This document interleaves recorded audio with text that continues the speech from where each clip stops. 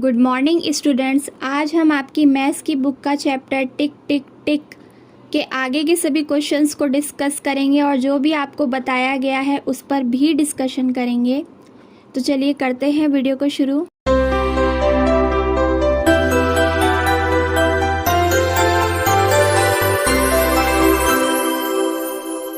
आपकी बुक के page number 46 पर सबसे ऊपर हेडिंग है हॉलीडेज आर फन। ठीक है, देख लेते हैं इसमें आपको क्या बताया जा रहा है। ध्यान से समझिएगा। Atif's holidays had begun. Atif की छुट्टियां शुरू हो चुकी थी। He was very excited. वो बहुत ज़्यादा उत्सुक था, एक्साइटेड था। He had made some wonderful plans and wanted to tell his cousin Shabana. उसने बहुत सारी प्लानिंग कर ली थी और वो अपनी कज़न को शबाना को, जिसका नाम शबाना है, उसके साथ डिस्कस करना चाहता था, उसे बताना चाहता था। सो ही रॉट हर अ लेटर। उसने क्या किया? अपनी कज़न शबाना को एक लेटर लिखा। तो ये लेटर कुछ इस तरीके का था। देखिए, आपको दिख रहा होगा इसमें। राइट में देखेंगे, ऊपर लिखा है अजमेर, उसके नीचे लिखी है डेट। ठीक है, छोटी सी पिक्चर आपको दिख रही है जिसमें बच्चा लेटर लिख रहा है अपनी कज़न को। लेटर पढ़ लेते हैं कि आतिफ ने शबाना को लेटर में क्या लिखा। डियर शबाना आपा। आपा का मतलब होता है सिस्टर। ठीक है। Hello, how are you. तुम कैसी हो। आई एम फाइन हेयर, यानी कि मैं बिल्कुल ठीक हूँ यहाँ पर। आपा, my holidays have started from today. मेरी छुट्टियाँ आज से शुरू हो चुकी हैं, ऐसा बच्चा बता रहा था। ठीक है, लेटर में।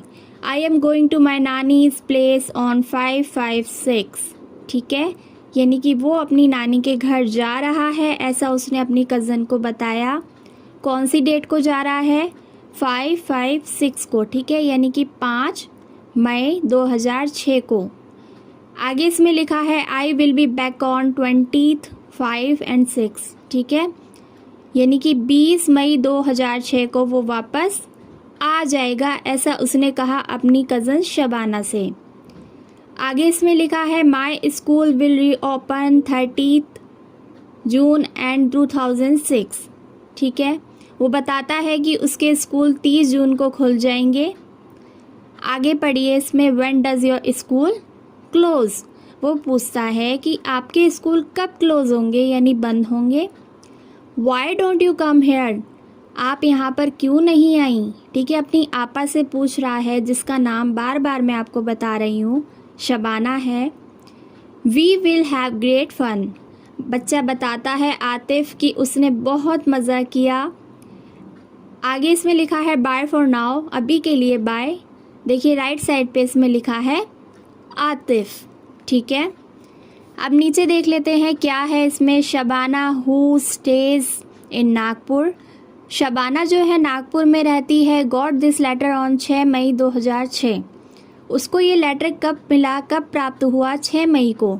ठीक है, अजमेर में आतिफ ने कितनी तारीख को लिखा था? 1 मई को। और बच्ची को मिला है शबाना को लेटर 6 मई को, यानी कि ठीक 5 दिन के बाद। ठीक है, आप फिंगर पे काउंट भी कर सकते हैं। और आगे इसमें लिखा है she wrote back to Atif. अब उसने क्या किया? उस लेटर के जवाब में एक और लेटर लिखा। किसने? शबाना ने इस बार लेटर लिखा आतिफ को। क्या लिखती है, ज़रा ध्यान से पढ़िए। Dear Atif, hello. वो कहती है hello Atif, I am doing well here. मैं यहाँ बिल्कुल ठीक हूँ। ठीक है, I got your letter yesterday. मुझे तुम्हारा पत्र कल मिला। Happy holidays. कहती है happy holidays. My school will close on 1 June 2006। ठीक है, 1 जून 2006। वो बताती है कि उसके स्कूल जो हैं वो कब क्लोज होंगे? 1 जून को 2006 में। ठीक है, अभी तो देखिए 2021 चल रहा है, सबको पता होगा और पता भी होना चाहिए। ये पुरानी बात है जो हम किताबों में पढ़ रहे हैं। ठीक है, आगे इसमें लिखा है it will reopen on 10th अगस्त। और स्कूल कब ओपन होंगे शबाना के, शबाना आपा के? 10th अगस्त को। ठीक है, आगे इसमें लिखा है I will go on a school trip to Goa. ठीक है, वो बताती है कि मैं स्कूल ट्रिप से गोवा जा रही हूँ एंड विल रिटर्न ऑन 7 जून 2006। और वापस कब आऊँगी? 7 जून 2006 को। I will try to come to Ajmer after that. फिर वो बताती है कि इसके बाद मैं कोशिश करती हूँ कि अजमेर आ सकूँ। अजमेर में कौन है? अजमेर में आतिफ है, उसका कज़न, है ना। और सबसे राइट में यहाँ पे नीचे लिखा है शबाना। आगे देख लेते हैं पेज नंबर 46 पर ही हेडिंग है, क्वेश्चन है यहाँ पर, Atif wrote his letter on 1 May 2006। Atif ने लेटर लिखा कब? 1 मई 2006 को। ठीक है, और आगे इसमें लिखा है you remember how we write a date in numbers. आपको पता है कि उसने डेट को कैसे नंबर्स में लिखा, है ना। देख भी सकते हैं आप, इसमें लिखा था 1 और 5 और 6। ठीक है, बीच में स्लैश भी डला हुआ है, यानी कि तिरछी लकीर डली है। Date in numbers 1 May 2006। ठीक है, इसको हम इस तरीके से भी लिख सकते हैं, यहाँ पर स्लैश के बीच में जो 5 है उसका मतलब है मई। आप सभी को मंथ्स के नाम पता हैं, आप अगर उन्हें फिंगर पे काउंट करेंगे तो जो मई है वो 5th नंबर पर आएगा, इसलिए आप 5 की जगह पर पूरा मई भी लिख सकते हैं। ठीक है, आपको और क्लियर हो जाएगा। आ जाइए 47 पेज नंबर पे, यहाँ पे आपको कुछ क्वेश्चंस दिए गए हैं, उनको आप समझेंगे तो आपको बहुत अच्छे से समझ आने वाला है। सबसे ऊपर इसमें लिखा है now write which date this stand for. ये डेट को आप किस तरीके से लिख सकते हैं, देखिए ज़रा। सबसे ऊपर इसमें लिखा है 5/5/2006।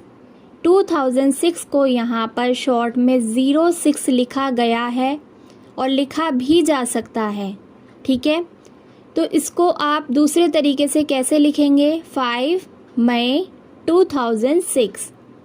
ठीक है, अब देखिए नेक्स्ट वाले में क्या करेंगे? 20 मई 2006, क्योंकि यहाँ पर 5 का मतलब है मई।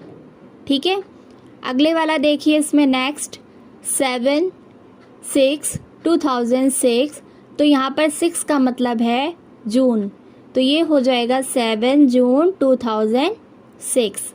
नेक्स्ट 1/1/2007, इसका मतलब हो जाएगा 1 जनवरी 2007। ठीक है, यहाँ पर 1 का मतलब है जनवरी। अब देखिए इसी से नेक्स्ट क्वेश्चन है write these date in numbers. ये उल्टा क्वेश्चन है, इसमें अपोजिट है ऊपर वाले क्वेश्चन का। इसमें ऑलरेडी आपको मंथ्स के नेम लिख कर दिए गए हैं, आपको उन्हें नंबर फॉर्म में लिखना है।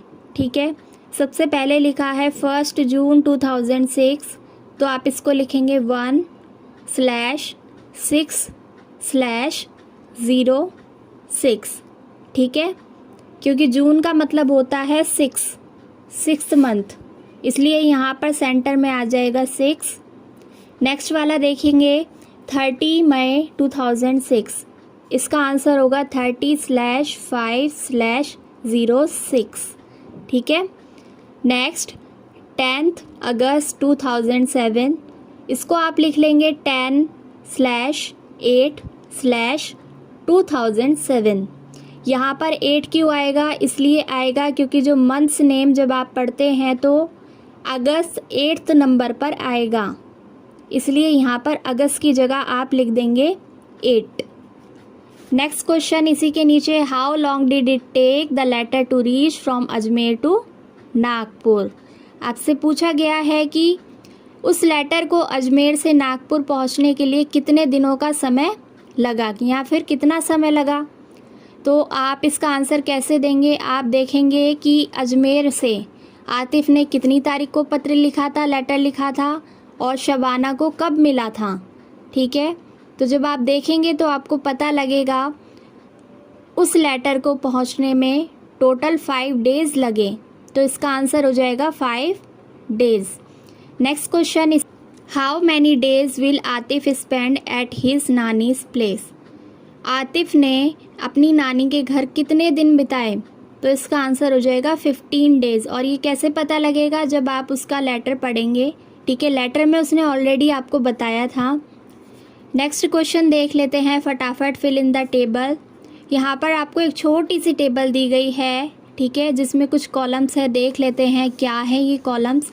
सबसे पहले इसमें लिखा है शबानाज़ हॉलीडेज़, उसके नीचे लिखा है आतिफ़्स हॉलीडेज़, ठीक है। आपको बताना है कि शबाना के हॉलीडेज़ कब से कब तक शुरू हुए थे और कब ख़त्म हुए थे, ठीक है। उसके बाद आप बताएंगे आतिफ़ के हॉलीडेज़ कब शुरू और कब ख़त्म हुए थे। इस हिसाब से आपको आंसर करना है, ठीक है। आगे इसमें आपको काउंट करके लिखने हैं टोटल नंबर ऑफ़ डेज़ कि कितने दिनों की छुट्टियां पड़ी थी। तो सबसे पहले इसका आंसर आप लिखेंगे शबानाज़ हॉलीडेज़ के आगे लिख लीजिए 5 मई, ठीक है। यानी कि उसकी छुट्टियां कब शुरू हुई थी, 5 मई से, और कब तक थी, 15 जून तक, ठीक है। इतना करिए पहले आप। उसके बाद इसमें नीचे आप लिखेंगे 10 मई, आतिफ़ हॉलीडे में 10 मई से उसकी छुट्टियां शुरू हुई थी आतिफ़ की, और ख़त्म कब हुई थी, 15 जून को, ठीक है। अब देख लेते हैं टोटल नंबर ऑफ़ डेज़। देखिए इसमें आएगा शबानाज़ हॉलीडेज़ के आगे जो लिखा है नंबर ऑफ़ डेज़ में 42 डेज़, ठीक है। और आतिफ़ हॉलीडेज़ के आगे जो नंबर ऑफ़ डेज़ लिखा है उसमें आएगा 36 डेज़। तो आप मुझे कमेंट करके बताएंगे कि किसके हॉलीडेज़ ज़्यादा दिन के थे। देखिए इसमें नेक्स्ट क्वेश्चन भी यही है, who has got longer holidays, Shabana और आतिफ़। किसकी सबसे ज़्यादा लंबी छुट्टियां पड़ी थी, शबाना की या फिर आतिफ़ की, ठीक है। कमेंट सेक्शन में बताइए मुझे। और इतने हम दूसरा क्वेश्चन देख लेते हैं, which long holidays do you get in school, ठीक है। और फिल इन द टेबल। आपको क्या करना है, अपने हॉलीडेज़ का एक टेबल बनाना है। इसमें आपको भरना है आपकी छुट्टियां कब से कब तक होती हैं, कौन कौन सी छुट्टियां, summer holidays, autumn break, winter break और हॉलीडेज़ आफ्टर द एग्ज़ाम। इसको आप अपने अनुसार भरेंगे, ठीक है, अपने अकॉर्डिंग भरेंगे। और सामने नंबर लिख लेंगे, नंबर ऑफ़ डेज़, ठीक है, कि कितने से कितने तारीख तक जब छुट्टियां पड़ी तो आपको कितने दिन की छुट्टी मिली।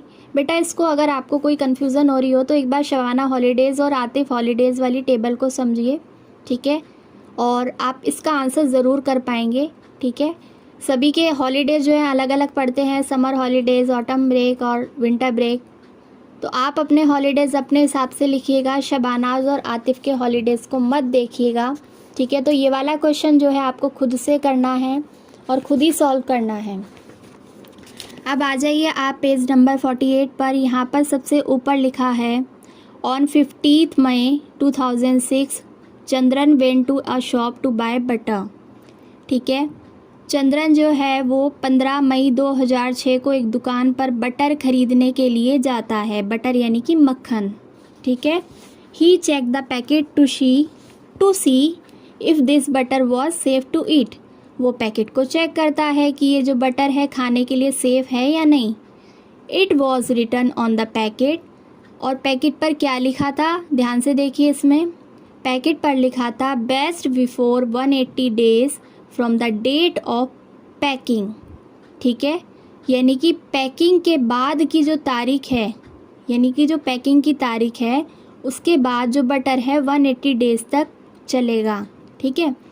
आपको भी पता होना चाहिए कि जो चीज़ एक्सपायर हो जाती है वो आपकी बॉडी के लिए हार्मफुल होती है, इसलिए कोई भी आज सामान लाते हैं तो उसकी एक्सपायरी डेट को चेक ज़रूर करें, ठीक है। आपके इस चैप्टर में हम टाइम के बारे में ही पढ़ रहे हैं, और टाइम में डेट भी आ जाती है और आपकी क्लॉक भी आ जाती है, कैलेंडर भी आ जाता है, सब कुछ आ जाता है।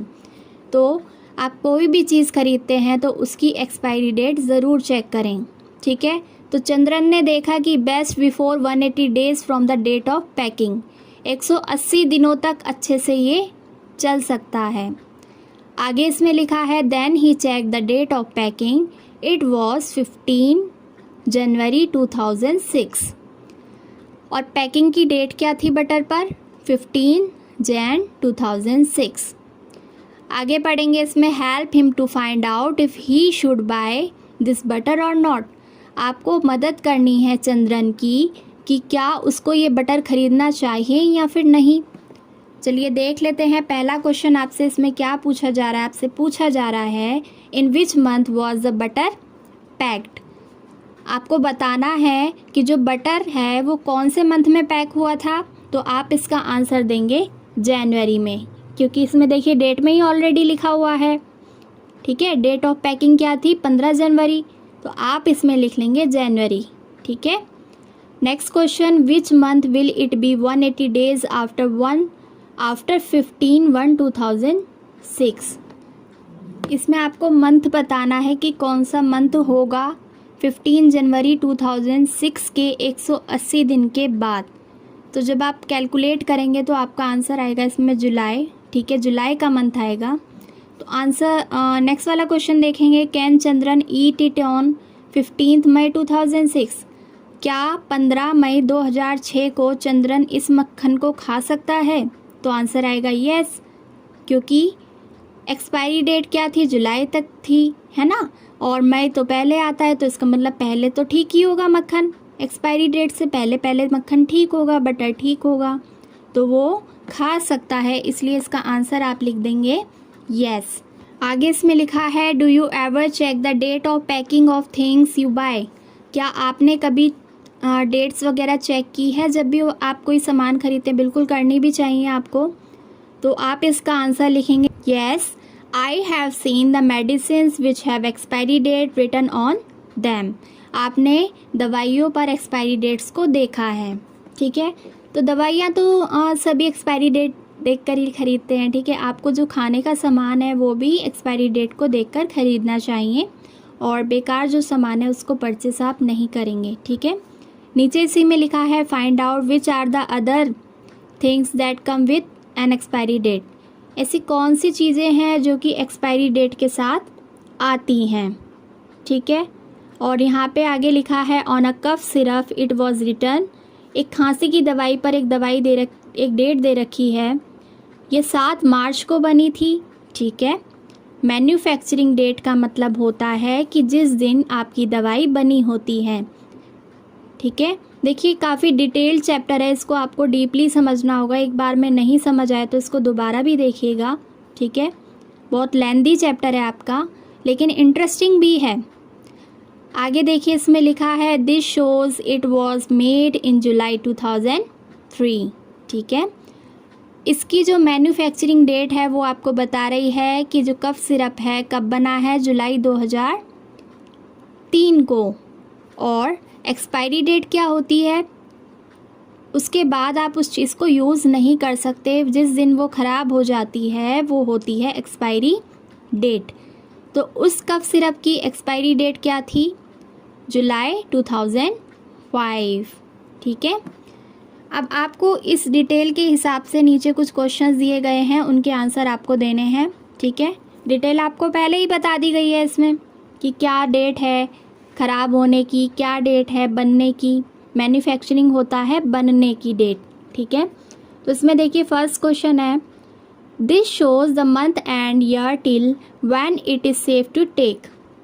ये आपको बताता है कि उस दवाई को आप कितने समय तक ले सकते थे। ठीक है, सुरक्षित रूप से।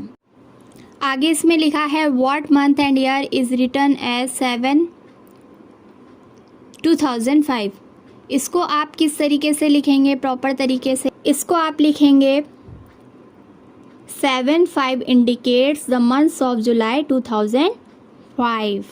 ये पूरा आपका प्रॉपर आंसर है इस क्वेश्चन का। ठीक है, रिपीट कर देती हूँ, 7/5 indicates the month of July 2005। ठीक है, यहाँ पर देखिए मंथ दे रखा है ओनली, और ईयर दे रखा है, आपको डे नहीं दे रखा था, तो कंफ्यूज नहीं होना कोई भी बच्चा। नेक्स्ट क्वेश्चन है इसमें, would it be safe to take the cough syrup in September 2005। क्या आप इसको 2005 सितंबर में ले सकते हैं? तो इसका आंसर आ जाएगा नो। क्यों? क्योंकि जुलाई के बाद आता है सितंबर, तो तब तक तो आपकी दवाई ख़राब हो जाएगी, जबकि इसकी एक्सपायरी डेट क्या थी, जुलाई तक थी। ठीक है, तो इसका आंसर आप लिख लेंगे सभी नो। आ जाते हैं नेक्स्ट पेज नंबर 49 पर, और देखते हैं क्या आपको बताने की कोशिश की गई है। Tuntun missed the train, Tuntun's school had close for the summer holidays. Tuntun के स्कूल समर हॉलीडे की वजह से बंद हो चुके थे।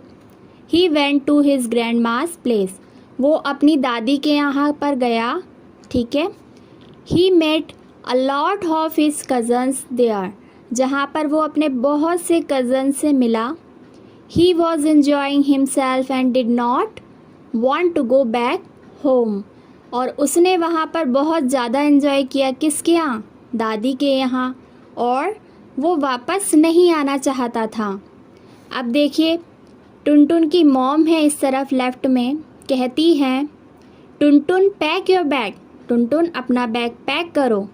The train leaves eight 5:30 in the evening, ठीक है। ट्रेन जो है हमें कितने बजे छोड़ेगी, 5:30 बजे। तो टुनटुन कहता है oh no we are going back so soon, तो क्या हम जल्दी से जा रहे हैं, जाने वाले हैं। I wish we miss our train, काश हमारी ट्रेन मिस हो जाए, ठीक है। वो ऐसा सोचता है टुनटुन, क्योंकि वो जाना ही नहीं चाहता वापस, इसलिए ऐसा सोचता है। आगे देखिए इसमें क्या लिखा है, Tuntun and his parents reached the station at 5:15, Tuntun और उसके मम्मी पापा 5:15 बजे तक स्टेशन पर पहुंच चुके थे, ठीक है। बट गेस व्हाट, लेकिन क्या हुआ, they had actually missed the train, उन्होंने अपनी ट्रेन मिस कर दी थी, ठीक है। अब देखिए इसमें टुनटुन कितना ज़्यादा खुश है और कहता है hurray that means I am not going back today, इसका मतलब आज मैं वापस नहीं जाने वाला, ठीक है। अब इसी के नीचे देखिए पेज नंबर 49 पर ही लिखा है can you guess why they miss the train, क्या आप सोच सकते हैं कि उन्होंने अपनी ट्रेन क्यों मिस कर दी होगी।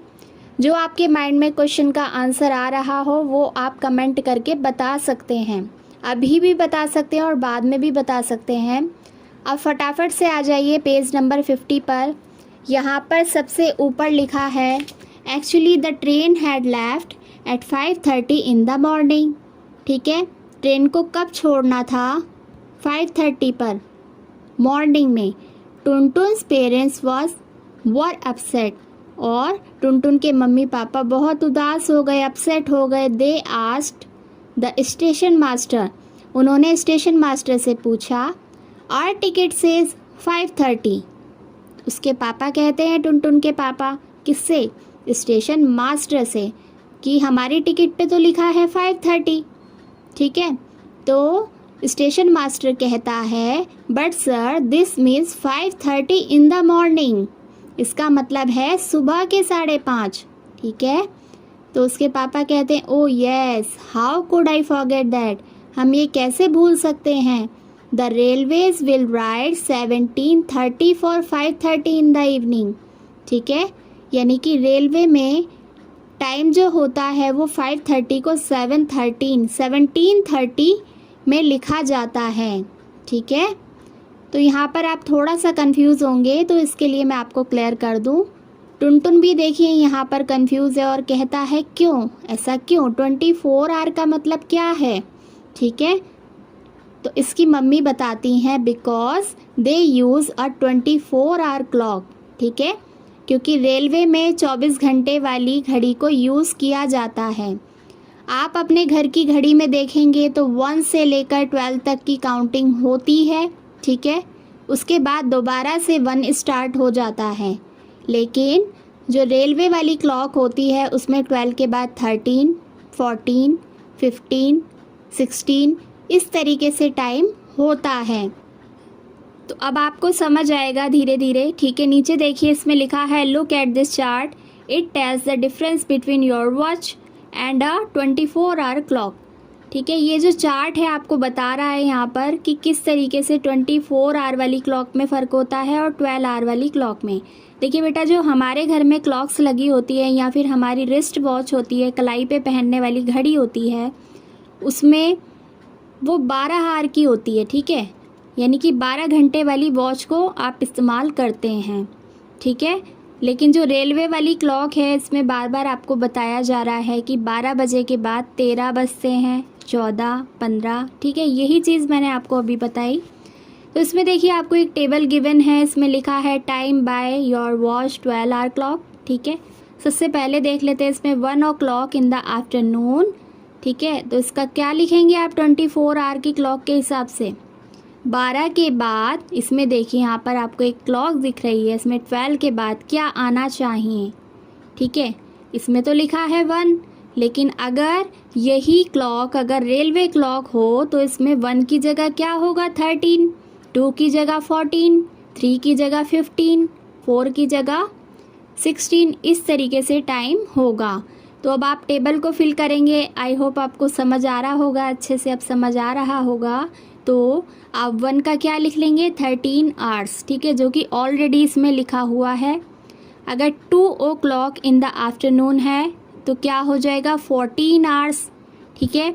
अगर 3 o'clock इन द आफ्टरनून है इसका मतलब हो जाएगा 15 आवर्स। तो पेपर में या फिर एग्ज़ाम में या फिर यूटी में आपसे कुछ भी पूछा जा सकता है, ठीक है, बस आपको कॉन्सेप्ट क्लियर होना चाहिए।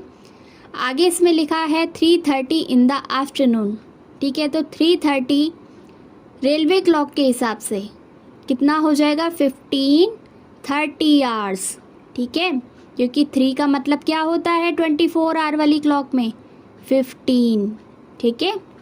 आगे देखिए इसमें 6 o'clock in the evening, 6 o'clock क्या हो जाएगा 24 आवर वाली क्लॉक में 6 पर क्या आएगा देखिए ज़रा 13, 14, 15, 16, 17, 18 है ना, तो ये हो जाएगा 18 आवर, लिख लीजिए 18 आवर्स।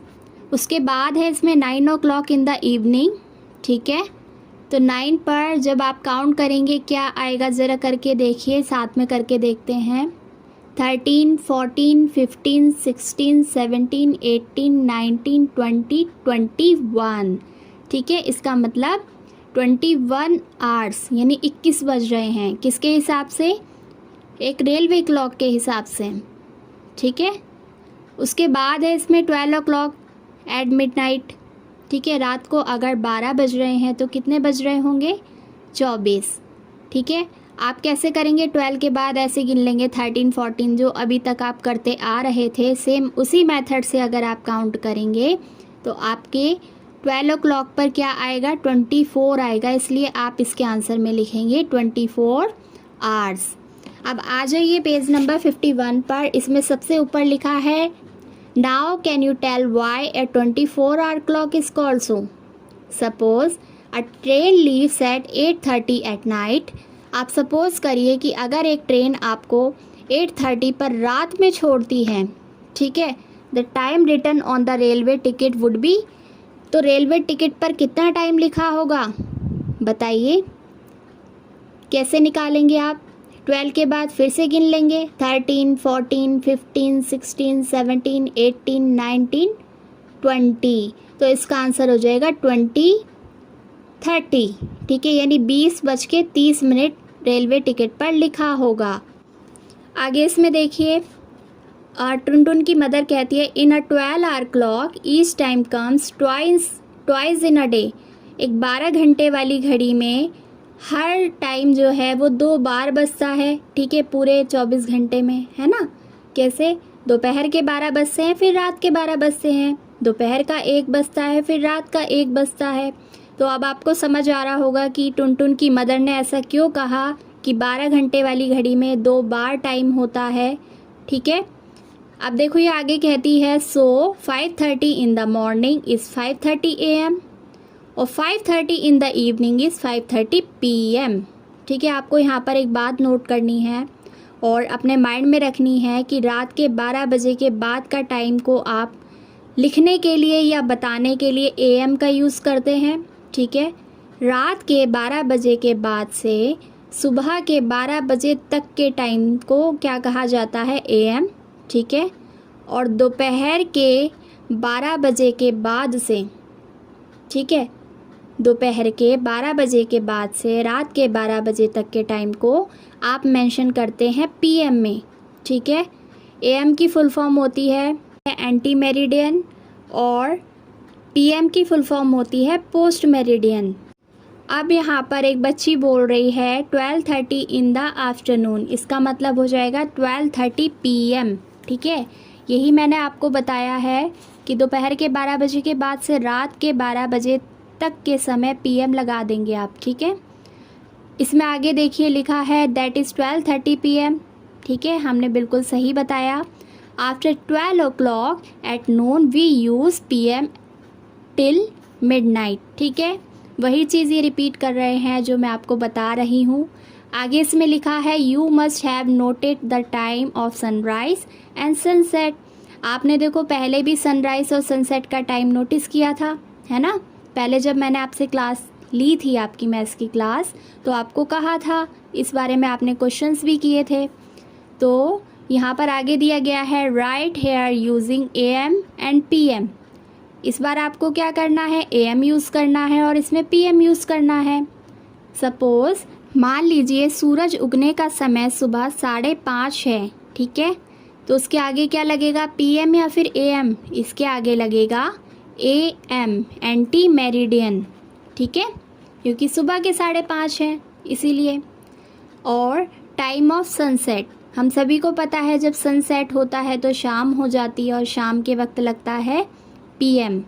ठीक है, चलिए अब नेक्स्ट वाला क्वेश्चन देख लेते हैं। इस चैप्टर का लास्ट क्वेश्चन है, ध्यान से देखिएगा।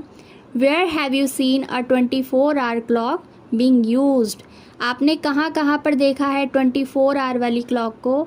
इसका आंसर आप इसमें लिखेंगे रेलवे टाइम टेबल।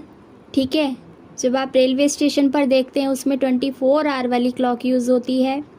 सेकंड में आ जाएगा एयरपोर्ट। ठीक है, एयरपोर्ट टाइम टेबल में भी 24 आवर वाली क्लॉक यूज़ होती है। ठीक है, इसके अलावा मेट्रो स्टेशन है, बस टाइम टेबल है, और यहाँ तक कि जो आपकी डिजिटल रिस्ट वॉच होती है आजकल, उसमें भी आपको 24 आवर वाला टाइम देखने को मिलेगा।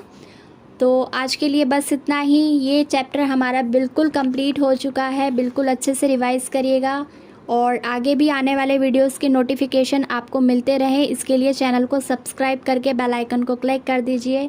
And thank you so much for watching.